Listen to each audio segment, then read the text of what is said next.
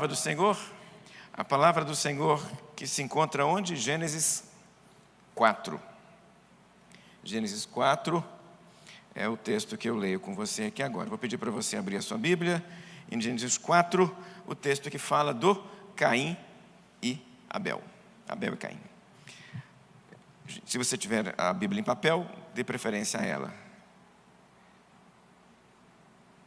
Pode ficar de pé nesse momento, se você puder, aqueles que podem, evidentemente, para lermos juntos um pedaço da palavra do Senhor.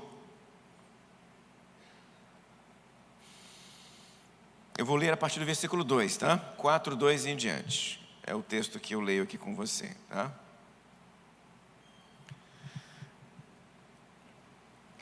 Depois deu à luz Abel, irmão de Caim. E Abel foi pastor de ovelhas e Caim foi agricultor. Aconteceu que ao fim de um certo tempo, Caim trouxe do fruto da terra uma oferta ao Senhor. Abel, por sua vez, trouxe das primícias do seu rebanho e da gordura deste. O Senhor se agradou de Abel e de sua oferta, mas de Caim e de sua oferta não se agradou. Caim ficou muito irritado e fechou a cara. Então o Senhor lhe disse: por que você anda irritado? E por que essa cara fechada? Se fizer o que é certo, não é verdade que você será aceito? Mas se não fizer o que é certo, eis que o pecado está à porta, à sua espera.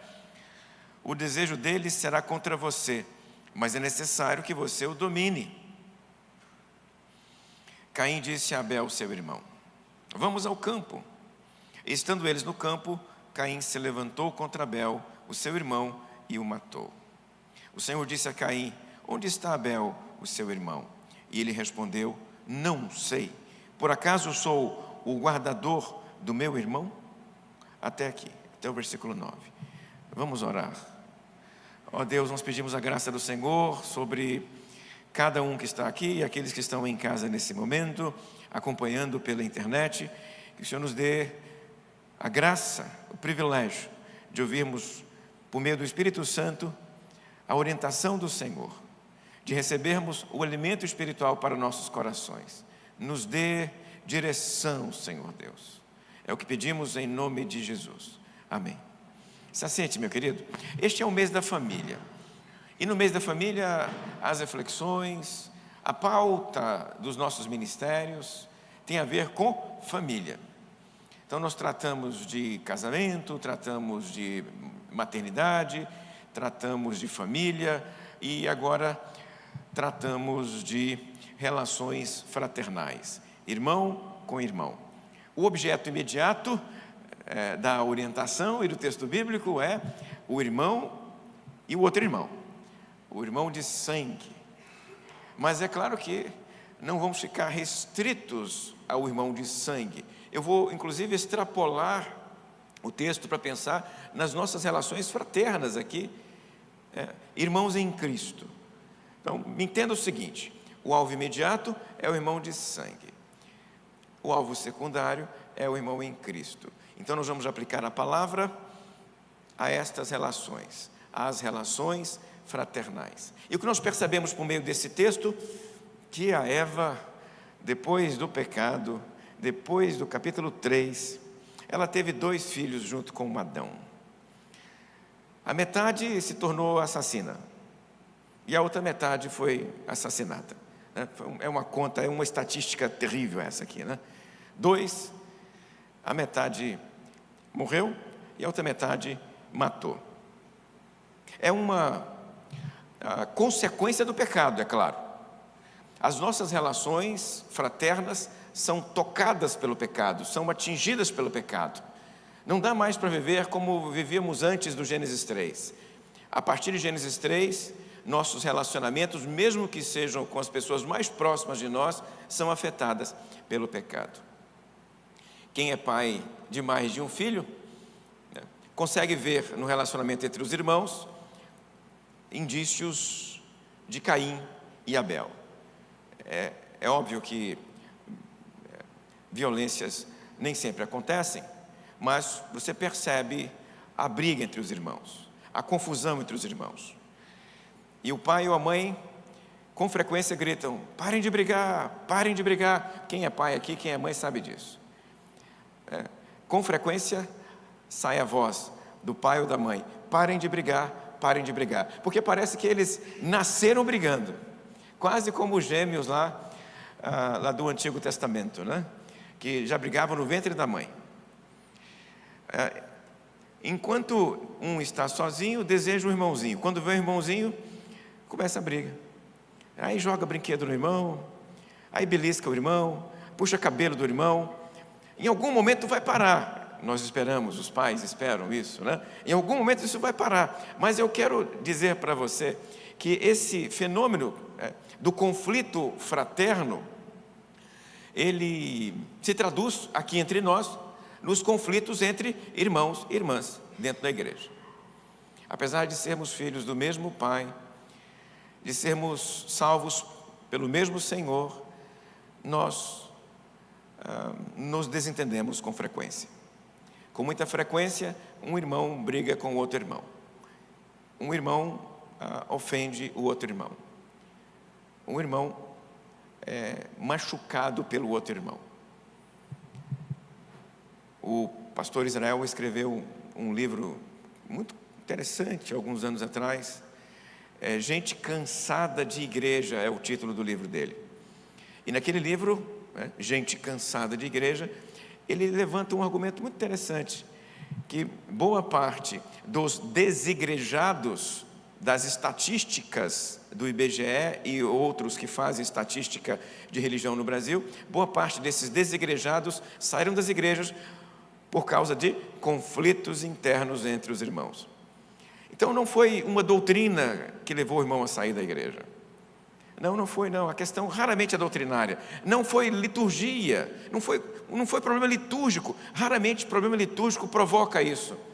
O que produz a engorda dessa categoria desigrejado no Brasil é o conflito entre irmãos. Então eu digo para você e peço a sua atenção nisso. Você tem o potencial de ajudar o irmão a caminhar conosco ou de expulsá-lo de dentro de nós, de dentro da igreja, de fazê-lo sair daqui. Você tem o potencial de fazer isso. E eu quero, à luz desse texto aqui, à luz então da relação entre Caim e Abel, refletir com você sobre como evitar isso, né? O meu desejo nesta reflexão é pensar no inverso. Eu leio um texto que terminou em violência e reflito com você sobre como evitar a violência, como evitar o conflito, como evitar que o irmão vá embora por minha causa. Então esse que é o desejo do pastor, enquanto ele fala sobre o caminho da fraternidade. O que nós percebemos é que a minha relação com o irmão interfere na minha relação com Deus. Isso o texto revela com tranquilidade para nós. A relação entre Caim e Abel aqui é provocada pelo culto. Eles estão cultuando e de alguma maneira foi em função do culto que aconteceu o desentendimento. Mas no final, o desentendimento entre os irmãos no culto terminou em afastamento de Caim de Deus. Nossa relação com o irmão interfere na nossa relação com Deus. Então, para vencer os conflitos, para ultrapassar os conflitos fraternos dentro de casa e dentro da igreja, o primeiro conselho que esse texto me apresenta é: vença a inveja e a comparação. Vencer a inveja e a comparação é a primeira coisa que você tem que fazer. Inveja e comparação. E uma coisa tem a ver com a outra, tá? Olha para o texto aqui. Nós temos diante de nós dois irmãos que vão celebrar a Deus, que vão cultuar a Deus. O texto bíblico diz que um deles, o Abel, era pastor de ovelhas, cuidava de animais. O outro era agricultor, plantava coisas para comer. Então, um era agricultor, o outro era pastor de ovelhas. O agricultor, o texto diz, trouxe do fruto da terra uma oferta ao Senhor. O texto só diz isso: do fruto da terra uma oferta ao Senhor. Enquanto o texto bíblico diz que o Abel trouxe das primícias do seu rebanho uma oferta ao Senhor. Sabe qual é a diferença entre um e outro? Trazer das primícias significa trazer o melhor. Em alguns contextos, trazer o primeiro. Pode ser, mas é muito comum que a tradução seja trazer o melhor. A melhor parte. Aquilo que eu tenho de melhor no meu rebanho. Qual é o meu animal mais valioso? Qual é o meu animal mais saboroso? Qual é o meu animal mais tentador para efeito de culinária? Qual é o animal que se sobressai sobre todos os outros? É aquele que eu vou entregar para o Senhor. Não vou entregar o animalzinho doente. Não vou entregar o animalzinho fraquinho que está lá no canto do rebanho. Não vou entregar o animalzinho todo sujo, todo desengonçado. Eu vou entregar o melhor animal, o mais gordinho, o mais saudável, o mais belo do meu rebanho. Este eu vou entregar para Deus. Bom, é isso que o Abel fez. E o outro irmão, o texto diz, daquilo que ele colheu, entregou uma parte. Dos frutos da terra, uma oferta ao Senhor. Não tem aqui a expressão das primícias. E como não tem a expressão das primícias, logo você percebe que o texto está fazendo uma comparação. O Abel entrega o melhor e o Caim entrega o que está à mão. O que está à mão não é o melhor. Esta é a relação entre os dois irmãos nesse momento. Isso explica por quê? Porque a oferta do Abel agradou a Deus e a oferta do Caim não agradou a Deus. O culto do Abel foi bem recebido por Deus. Resultado, Caim, em vez de olhar para a sua oferta e se perguntar, o que eu fiz de errado? Porque é isso que ele deveria ter feito. É isso que ele deveria ter feito, meu irmão. Olhar para o que ele fez e fazer uma autoavaliação. Em vez de olhar para o irmão e comparar a oferta do irmão com a dele, ele deveria olhar para a dele e ver, por que Deus não se agradou da minha oferta? Qual é a questão da minha oferta? O que eu posso fazer para melhorar a minha oferta? Esta seria a melhor estratégia para o Caim. Mas não. Em vez de olhar para o próprio erro, ele olhou para o irmão. Isso provoca nele inveja, porque a comparação tem um potencial enorme de provocar inveja em nossos corações. É bem possível que você conheça a expressão, o jardim do vizinho sempre é mais verde. Não tem essa expressão? Você conhece essa expressão? O jardim do vizinho é mais verde, a fruta do vizinho é mais saborosa, está lá a mangueira no vizinho e a sua mangueira. Por que a mangueira do vizinho sempre dá as frutas mais bonitas e mais saborosas? Qual o problema da sua mangueira? A do vizinho sempre é mais saborosa. Então, o quintal do vizinho é sempre o melhor.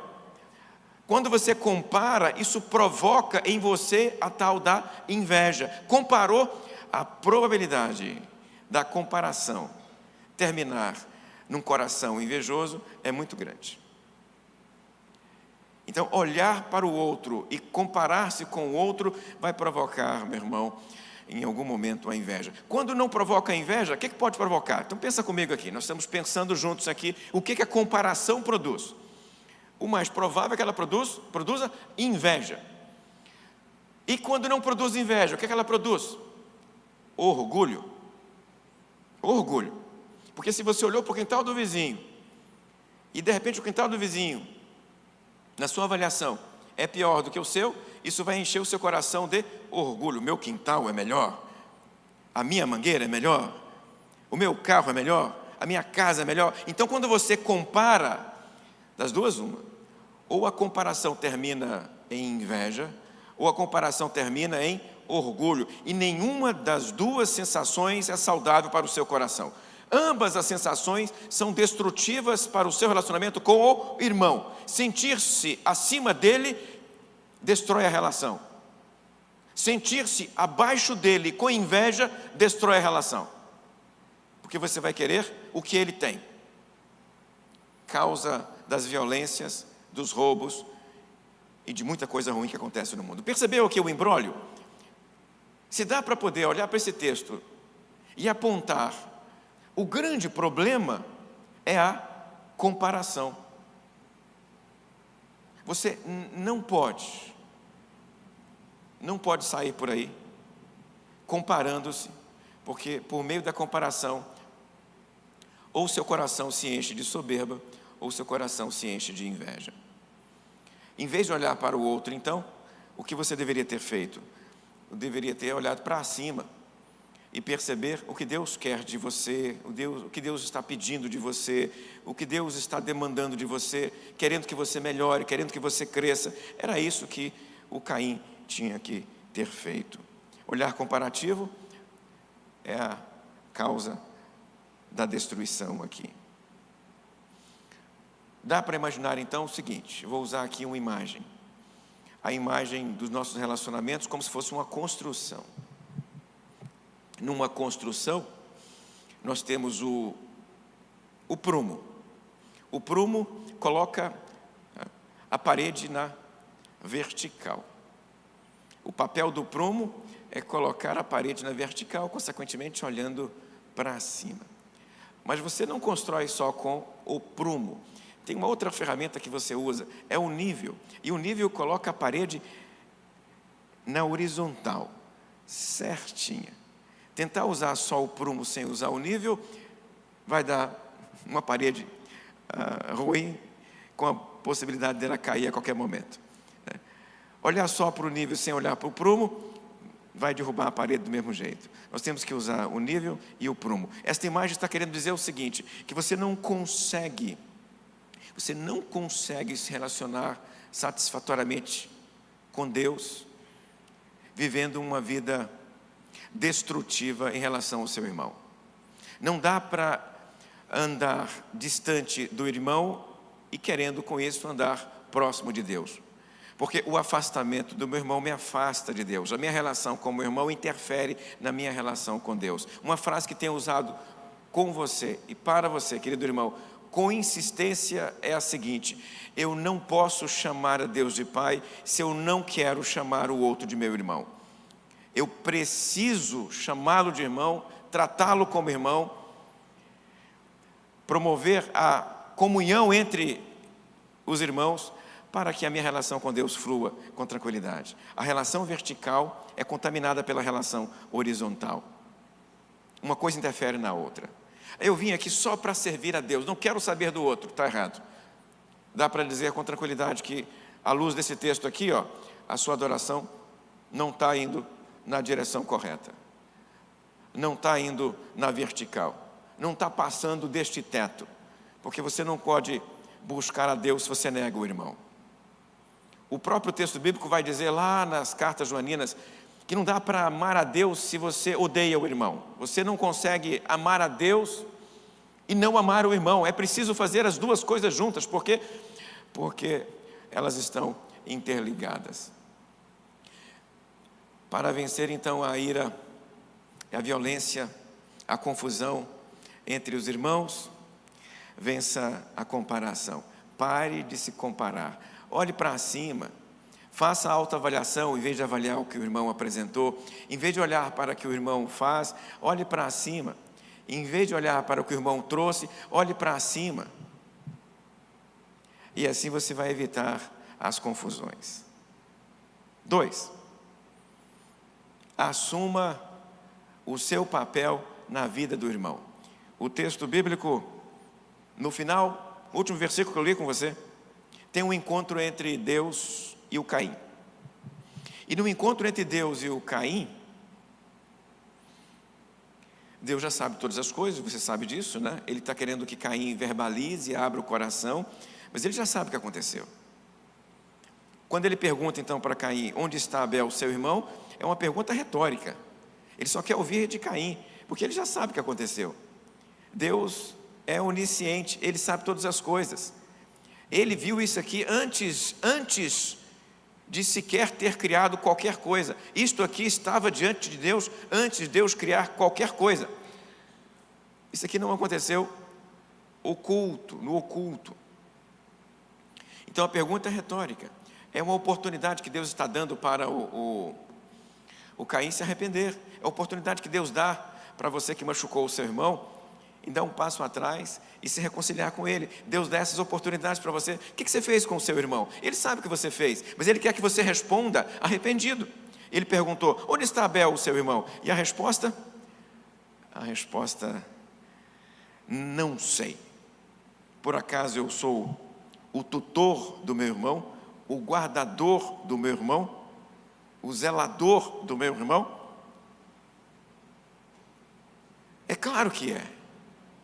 O Novo Testamento responde positivamente: você é sim o tutor do seu irmão. O Novo Testamento declarou com letras garrafais: você é sim responsável pelo seu irmão. O Novo Testamento dá uma resposta clara para nós. A pergunta de Caim é respondida pelo Novo Testamento, e é um sonoro sim. Você é sim responsável pela permanência do irmão entre nós. Você é responsável. Ah, pastor, eu não quero essa responsabilidade não. Bom, a Bíblia diz que você é responsável. Se você não quer, você vai conversar com Deus, que delegou isso a você. Não é comigo. Nós somos responsáveis por aqueles que caminham conosco. É nosso dever ajudar o irmão a caminhar. É nosso dever apoiá-lo. É nosso dever segurá-lo pelas costas. É como se nós fôssemos uma manada de ovelhas. E há uma mais frágilzinha. Essa frágilzinha tem que ficar no meio das outras, para que as outras a empurrem e ela, junto com as outras, avancem na direção do lugar que deve avançar. Não é para deixar para trás. Não deixamos nossas ovelhas machucadas para trás. Não deixamos nossas ovelhas feridas para trás. Nós precisamos apoiá-las, empurrá-las, orientá-las, segurá-las. Você deve ter visto um monte de filme de guerra, e geralmente em filme de guerra tem uma frase como essa aqui: ninguém fica para trás. É uma frase bonita no contexto da guerra, mas imagina então que nós estamos numa guerra, num conflito com o mundo. O mundo é um lugar difícil de vivermos enquanto servos de Jesus Cristo, né? Está escrito na palavra: no mundo tereis aflições. É um mundo difícil para nós enquanto servos de Cristo. Então, vamos nos ajudar, ninguém fica para trás. Caiu uma, não tem que perguntar: pastor, devo voltar para pegar? Não tem que perguntar, volta e pega. E ajuda, carrega. A pergunta de Caim é respondida pelo Novo Testamento: acaso eu sou o tutor do meu irmão? Sim, você é assim. Você é o tutor do seu irmão. Você é responsável por ajudá-lo na caminhada. Entre nós, o isolamento é terrível. O isolamento provoca o que vai acontecer com Caim. Quando Deus deu a oportunidade a Caim para ele se arrepender, o que ele faz? Ele decide se afastar. Ele se afasta e vai morar num lugar distante, um lugar chamado Nod, a leste do Éden. Ele quer se afastar, porque ele acha que se afastando vai conseguir sobreviver à culpa de ter feito mal ao seu irmão. Não, meu irmão. Entenda que nesse caso aqui, isso não vai resolver o problema. Isso não resolve o problema. Se afastar não resolve o problema. Ele vai embora e leva a culpa dentro de si. Se você se afastar, você vai carregar a culpa dentro de si. Então não se afaste, fique entre nós. Nós temos que levantar o outro. É papel nosso carregar todos aqueles que caem. Esta igreja carrega os seus feridos. Esta igreja precisa aprender a levantar as pessoas caídas. É o que Deus quer fazer com Caim, mas Caim se recusa a receber a cura do Senhor. Eu creio realmente que quando Deus pergunta para Caim, Ele está dando oportunidade para que Caim se arrependesse. Creio mesmo, meu querido. Onde é que está seu irmão, Caim? Ele quer que Caim... Olha, o que Deus queria nesse caso aqui? Caim se debruçasse diante de Deus arrependido. Perdão, matei meu irmão. Mas ele não faz isso, não. Ele prefere fugir. Lá no Novo Testamento, temos um outro caso. Um caso que tratei com os irmãos não faz tanto tempo assim. O caso de Judas. Eu creio também que Jesus teria perdoado Judas, se Judas não tivesse tirado a própria vida. Imagina que, entre nós aqui, que Judas não tivesse tirado a própria vida, que ele sobrevivesse àquilo, depois que passasse tudo aquilo. Jesus foi até o Pedro lá em cima, lá para curar o Pedro que o negou, e teria ido atrás de Judas para tratar a traição do Judas. Jesus teria ido atrás do Judas e levantado Judas e restaurado Judas, meu irmão, porque Jesus vai atrás do caído e levanta o caído. Então não há queda, não é tipo de queda que possa fazer esta igreja abandonar você. Nós queremos levantar você e andar com você. Então quero terminar fazendo um convite. O convite é para que você entenda e aprenda. Na nossa relação com Deus, a relação com o outro conta tanto quanto o nosso culto e a nossa adoração. Na relação com Deus, a forma como eu trato o meu irmão é tão significativa e importante quanto a minha oferta, a minha adoração, o meu canto, a minha oração. Porque eu posso, meu querido, com tranquilidade, cantar louvores, levantar as mãos, me ajoelhar e fazer um monte de atos litúrgicos, mas se isso não estiver junto com o amor ao próximo, isso não serve de nada, já disse o apóstolo Paulo em Coríntios 13. Segundo Paulo em Coríntios 13, o melhor canto, se não envolver o amor, é metal batendo, é som de metal e de pancada sem sentido nenhum. Porque a nossa caminhada com Deus tem que envolver o amor ao irmão que está do lado. O amor e a prática do amor. Então, evita a comparação, evita o orgulho, evita a inveja e aprenda a caminhar com o outro. Ajude-nos a levantar os caídos, os que caíram e os que estão em processo de cair. Vamos levantar todos, vamos segurar todos, vamos nos apoiar mutuamente para que esta igreja siga caminhando diante de Deus. Hoje é dia de parar de fugir. O meu convite para você então é abrir o seu coração para o irmão. Abrir o seu coração para o irmão. Feche os seus olhos nesse momento. Já que ministrei, falei, tratei de relações fraternais, o desafio aqui é para que você deixe o Espírito Santo curar o seu coração na relação com o outro, né? Se tem alguma mágoa, é hora de liberar perdão. Se você fez algo e você percebeu que isso machucou, é hora de você pedir perdão. Em algum momento após esse culto, você vai até ele, vai abraçá-lo e vai abrir esta boca e vai dizer: perdão pelo que eu fiz. E assim, abrindo o coração para o perdão, buscando o perdão, nós vamos tratar nossos relacionamentos. Machucados podem acontecer, acidentes podem acontecer, mas não vamos deixar que isso impeça a nossa caminhada. Eu quero orar por você nesse momento. Eu quero orar por sua vida. Oh Deus, eu clamo agora, Pai, trabalhe na vida destes queridos que estão machucados, desses que foram atingidos de alguma forma pelo outro aqui dentro. Toca, Senhor Deus, nestes corações doídos e derrama o bálsamo do Espírito Santo e promova nesse momento, Senhor, alívio que somente o Senhor pode promover. Ó Pai, eu reconheço que aquilo que o irmão faz dói mais do que aquilo que um estranho faz. Eu sei disso, Pai Santo. A dor é profunda e às vezes a dor acompanha nossos queridos por muito tempo. Mas eu clamo ao Senhor nesta hora, em nome de Jesus, cura esta dor, limpa estas tristezas do coração, acalma, Senhor Deus, as mentes desses queridos irmãos. Pai, não é para pagar, é para permitir que as memórias não tragam dor, Então cura estas memórias machucadas, Senhor Deus, as palavras malditas, as palavras que não deveriam ter sido ditas. Cura, Senhor Deus. Restaura os relacionamentos, Senhor.